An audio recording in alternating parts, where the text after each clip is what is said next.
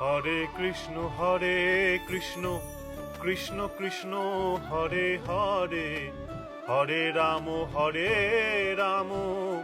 রাম রাম হরে হরে, হরে কৃষ্ণ কৃষ্ণ কৃষ্ণ হরে হরে, হরে Ram Ram Ram Hare Hare. Colour বাঁশি শুনে মনে মনে ময়ূর নাচে রে, হরে কৃষ্ণ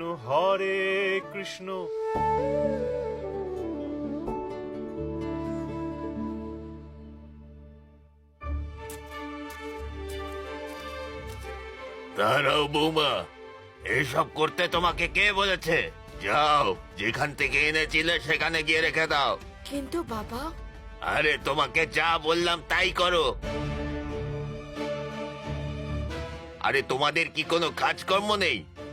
রাত পোহালেই থালা ধরে চলে আসো জিনিস চাওয়ার জন্য, যেন জিনিসপত্র এখানে রেখে দিয়ে গেছিল। হ্যাঁ, আরে বাউল বাবা, তোমার হাত পা তো সব ঠিকই আছে, সব সময় হরি নাম করলে কি লাভ হবে? খেটে খাচ্ছ না কেন? আমি তো একজন বাল্যযোগী, ঈশ্বরের নাম ডাক করাই আমার একমাত্র কর্তব্য। ও, তুমি আর রেগো না, ভিক্ষা না দিলে না দেবে, তো প্রভুর নাম তুমি সব সময় নেবে। জয় জগন্নাথ। হ্যাঁ হ্যাঁ, জয় জগন্নাথ। হলো তো, এবার যাও।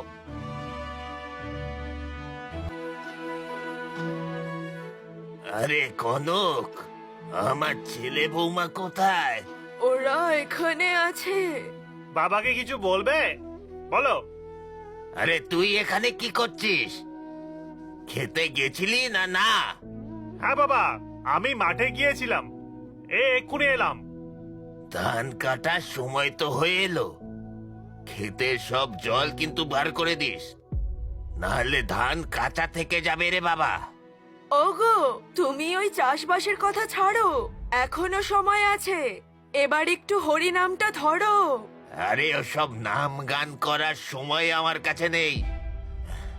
আরে বাবা, কোথায় গেলি? আমি এখানেই আছি বাবা, বলো কি বলবে তুমি? তোকে কিছু দরকারি কথা বলছি, শোন। গ্রামের কিছু লোককে আমি ধার দিয়েছি, তাদের ধরে আসল সুদ সব আদায় করবি কিন্তু। হ্যাঁ, ওই সিন্ধুকের ভেতরে খাতা আছে, বুঝলি? সেখানে সব লেখা আছে। হ্যাঁ, ঠিক আছে বাবা, আমি আদায় করে নেব। আর শোন, বাড়ি ঠিক রোদ্দুরের দিনে করবি কিন্তু, তাহলে কম মজুরিতে কাজ করাতে পারবি। হাটে কিন্তু বেশি তাড়াতাড়ি যাবি না, বড় মাছ খাবি না কিন্তু, দাম অনেক। হ্যাঁ, চুনো মাছ পেলে চুনো মাছ খাবি। হ্যাঁ ঠিক আছে বাবা। বাবারে, খুব কষ্টে আমি ধন সম্পত্তি রোজগার করেছি, অযথা খরচা করবি না কিন্তু বাবা। খাওয়া দাওয়ায় বেশি খরচা করবি না, বেশি করে সঞ্চয় করবি, বুঝলি? আগে হ্যাঁ বাবা, আমি সঞ্চয় করে রাখবো। বাবা, কি হলো বাবা? বাবা, বাবারে, বাবা, আমার বুকটা বাবা, বলো। ফেটে যাচ্ছে।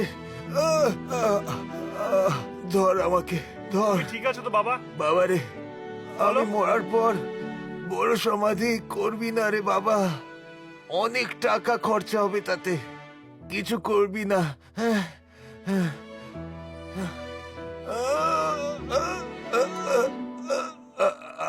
বাবা, বাবা, বাবা আমাদের ছেড়ে চলে গেল। বাবা, কোথায় গেলে তুমি?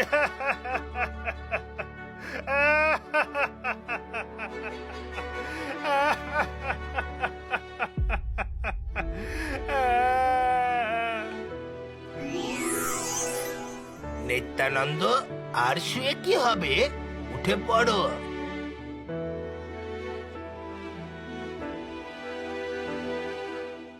তোমরা কারা? এরা কাঁদছে কেন? আমি হলাম যমদূত, তুমি মারা গেছো, তোমায় আমি জমালয়ে নিয়ে যাব এবার। আচ্ছা, একটু দাঁড়াও, আমি একটু সিন্দুকটা দেখে আসি। সিন্দুক দেখে আর লাভ নেই বাবা, তুমি সাথে কিচ্ছু নিতে পারবে না। তুমি এসেছো খালি হাতে আর যাবেও খালি হাতে। চলো যাই।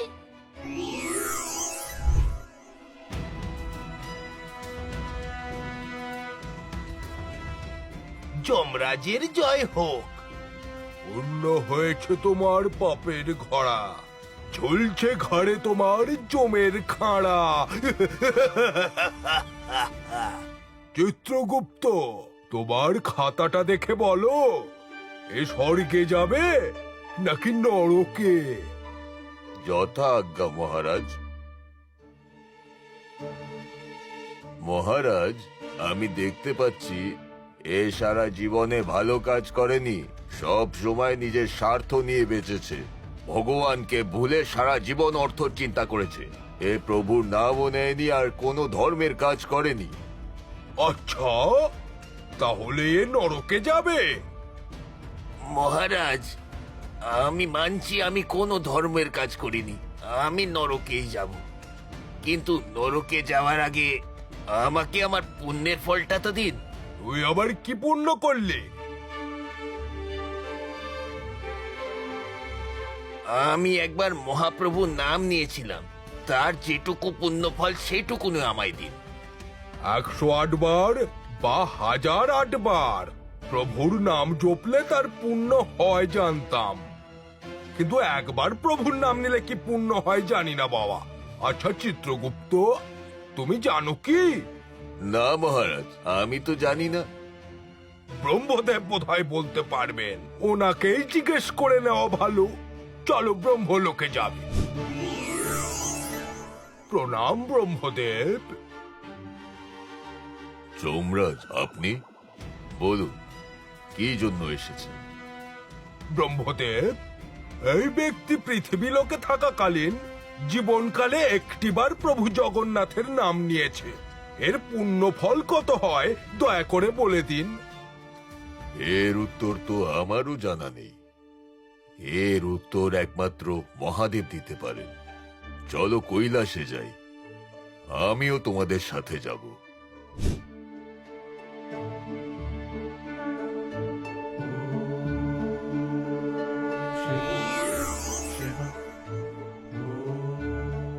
হর হর মহাদেব।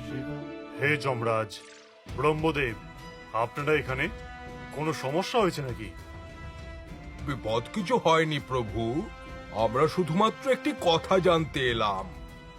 এই ব্যক্তি পৃথিবী লোকে থাকাকালীন জীবনকালে একবার জগন্নাথের নাম নিয়েছে, তার পুণ্য কত হলো সেটাই জানতে এলাম। দয়া করে আমাদের বলুন প্রভু। হে যমরাজ, এটার উত্তর আমার কাছেও নেই। এর উত্তর কেবলমাত্র বিষ্ণুর কাছেই আছে। চলো ওনার কাছে যাই। ব্রহ্মদেব, মহাদেব, যমরাজ, তোমরা সবাই একসাথে? কোনো সমস্যা হয়েছে নাকি? হে প্রভু, আপনি তো অন্তর্যামী, সবই জানেন। আমি মহা সমস্যায় পড়ে এখানে এসেছি। কি সমস্যা বলো? এই ব্যক্তি পৃথিবী লোকে থাকাকালীন জীবনকালে একবার জগন্নাথের নাম নিয়েছে, তার পুণ্য কত হবে? এ কি স্বর্গে যাবে নাকি নরকে? স্বর্গ বা নরকের প্রশ্ন উঠছেই বা কেন? আত্মা পূর্ণ হলে শুধু স্বর্গ প্রাপ্তিই হয়। কিন্তু এ তো তোমাদের সাথে ব্রহ্মলোকে, কৈলাসে আর বৈকুণ্ঠে ভ্রমণ করে এসেছে। এর চেয়ে বড় পুণ্য আর কি বা হতে পারে?